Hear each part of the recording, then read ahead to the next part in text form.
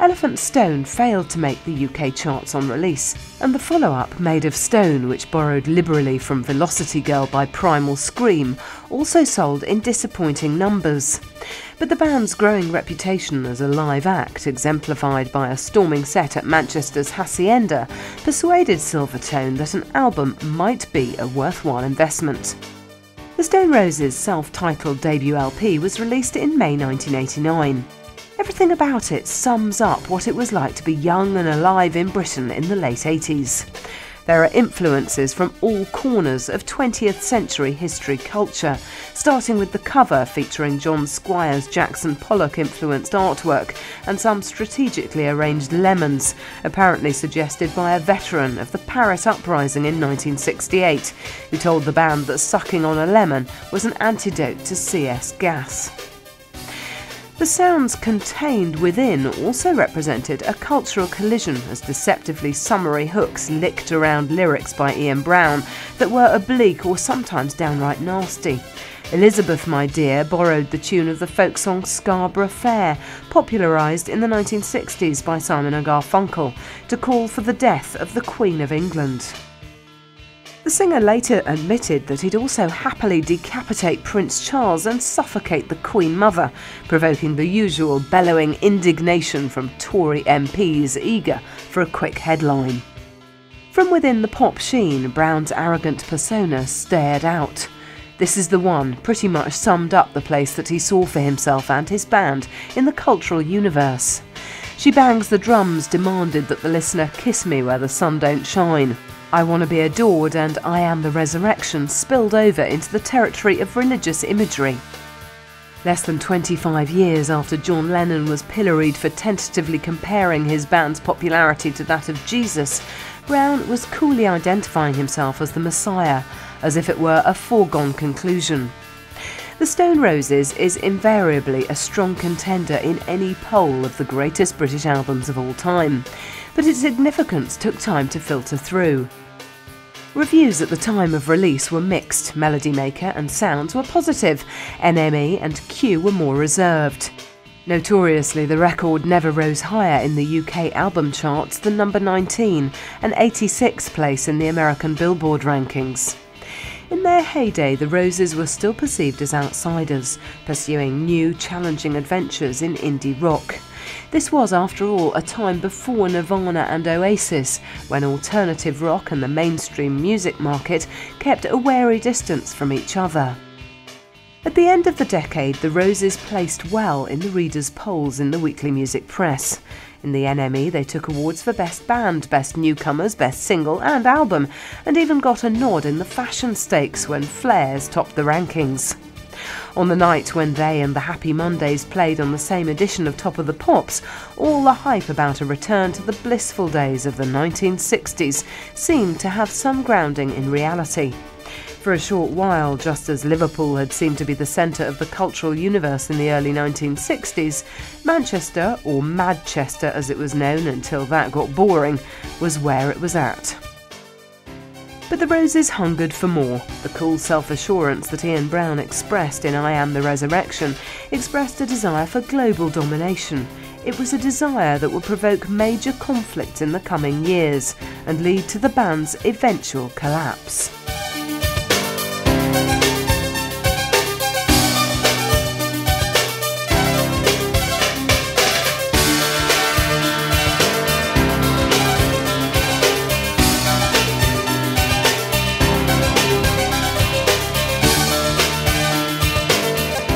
I don't really dislike journalists, you know, I think there's a lot of smart people out there really, but I don't mind criticism, you know, sometimes I can look at it and it makes me laugh, but when I get into cosmic bricklayer mode, you're from the north, you must be a plumber or a bricklayer.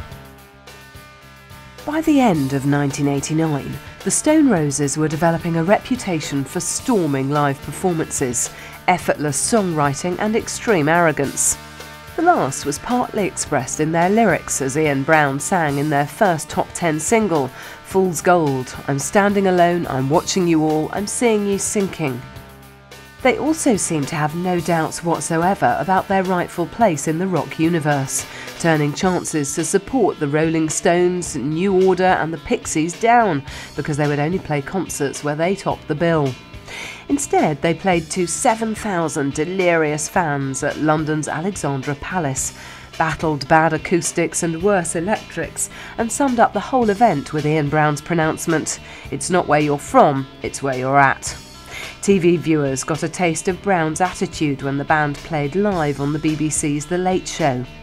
An equipment failure caused their rendition of Made of Stone to stumble to a halt after 45 seconds, and the lasting memory of the show is of the singer pacing around behind presenter Tracy McLeod, sneering, "Amateurs, amateurs," to the studio technicians.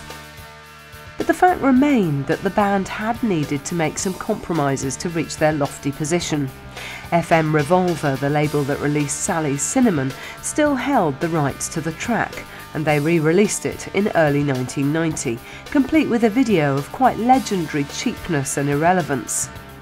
In January 1990, the Roses, unable to block the release, retaliated with a paint attack on the company's offices in Wolverhampton, for which they were each fined £3,000. Court proceedings in the Revolver case dragged on for 9 months, but in the meantime, in June, the Roses made their most blatant attempt yet to cement their reputation as rock legends, when they staged a concert on Spike Island in Cheshire. Around 30,000 people donned their best flares for a gig hyped as Woodstock for the ecstasy generation, but reaction was mixed. Sounds journalist John Robb, a long-term supporter of the band, praised the concert as pop at its mindfuck best. But some other critics felt that the sheer size of the event exposed the Roses' shortcomings. Brown's brooding cool had morphed into distraction and detachment from the celebratory atmosphere. The following month, they also released a new single, the catchy but somewhat lightweight One Love. The apparent lack of direction within the band had numerous causes, but chief among them was their dissatisfaction with their record company Silvertone. Popular adulation and media obsession had failed to translate into huge sales or serious chart success. More importantly, they felt that the terms of their contract with the label, signed when they were unknown beyond Manchester and without the advice of an experienced entertainment lawyer, were unfair and restrictive. In September 1990, the Roses informed Silvertone that they wanted to leave, and the label responded with an injunction banning them from recording with any other company. If the Revolver case had given the band a taste for litigation, the new dispute was going to turn into a serious banquet. To add to the frustration, the US major label Geffen were dangling a tantalising contract in front of the Manx noses, and only the Silvertone dispute was preventing them from signing. The details that came out in the courtroom caused a few raised eyebrows, even among industry insiders used to one-sided record contracts. Not only were the Roses tied to Silvertone for a period of 10 years, but also, even at the height of their fame, each member was expected to get by on a net weekly wage of £150, out of which they were expected to pay for their own musical equipment. At the same time, they had signed a separate deal with manager Gareth Evans, entitling him to 1/3 of all their earnings. Finally, in May 1991, the court found in favour of the band. Zomba, the parent company to Silvertone, was ordered to release the band from their contractual obligations and pay £700,000 in costs. Soon after the case ended, the Roses fired Evans, who responded by suing them, a case that would not be settled until 1995. Rumours abounded about several albums' worth of unrecorded songs, as well as the lucrative deal with Geffen. But the band's sole comment was, "We refuse to break our silence," and that remained the case for the next 3.5 years.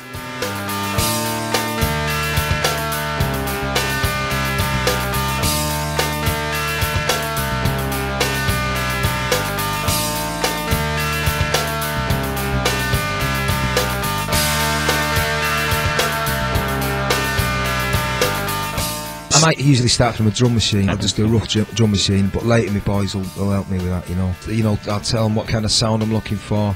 Maybe after a while I'll go, let's completely strip that bass line, we'll change that. I'll write, like, I'm not a great guitar player, but I can play enough to sort of write my vocal melodies. Many musical acts have made a virtue of long periods of silence. For fans of performers such as Kate Bush and Scott Walker, the gap between albums is part of the masochistic delight. The wait for new product from Guns N' Roses had become an industry in itself. Most of the band members left and set up another group during the wait for the mythical Chinese democracy.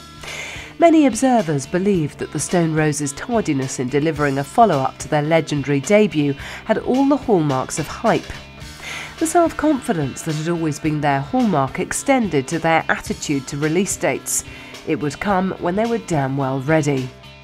Obviously, the protracted court case had led to a loss of momentum, but as the months progressed, the excuses began to wear thin. Ian Brown enigmatically described the delay as a cosmic intellectual retirement, but reports suggested that the band members were spending most of their time playing football. More productively, they all seemed to have settled down with their girlfriends, and in some cases the responsibilities of fatherhood were providing a steadying influence. Ian had 2 children, Frankie and Casey. In 1992, they did go into the studio with John Leckie, who had produced the debut album, but he walked out in frustration. With a serious lump sum from Geffen in their bank and no manager to hurry them along, the Roses were content to take their time.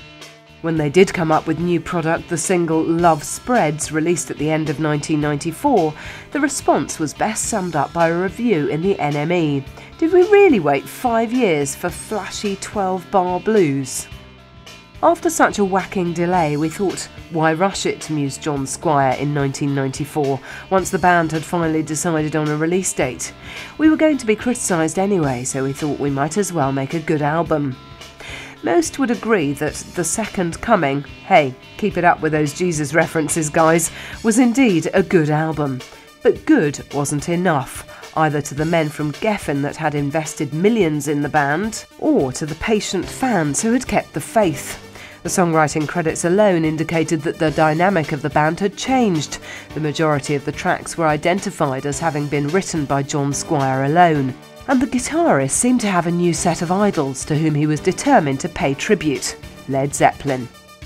The heavy rock titans of the 1970s remained a hugely influential band. Not only have they spawned scores of imitators, including the Black Crowes and Whitesnake, but their sound, especially the crushing drums of the late John Bonham, have provided numerous samples for hip-hop acts. However, Led Zepp guitarist Jimmy Page was guilty of encouraging massive acts of self-indulgence among his followers, and most listeners agreed that The Second Coming was tainted by John Squire's axe heroics, a distinct contrast to the shimmering birds-like riffs on the Roses' earlier material. For minutes at a time on the album, Ian Brown would be a silent presence, as Squire attempted yet another neo-blues solo. Tellingly, the only track credited to Brown alone, Straight to the Man, was also the only one that might have fitted comfortably into the first album. Meanwhile, Squire's obsession had extended to asking the Zepp's former manager, Peter Grant, to take over the Roses' business affairs. Grant refused in colourful terms.